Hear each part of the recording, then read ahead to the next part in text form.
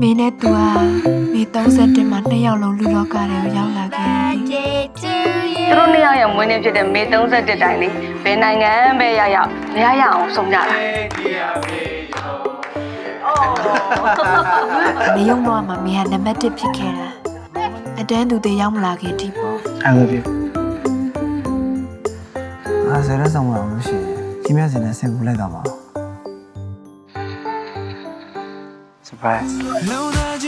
ဒီဟုတ်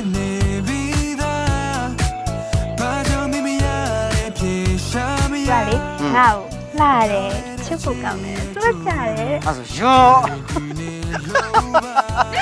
ဒီစားလေးတယောက်ထားပါတယ်ရုပ်ကတော်တော်အိုနေပြီ မင်းတို့ကျိုးစပြင်းအောင်မင်းကလေးမျိုးကြိုက်တဲ့ဆုံးတယ်ငါတကယ်အံ့ဩတယ် မေဖုံးညိုထနေတို့ကနေရောရဲ့ချစ်သူဟဲဆော်ပါ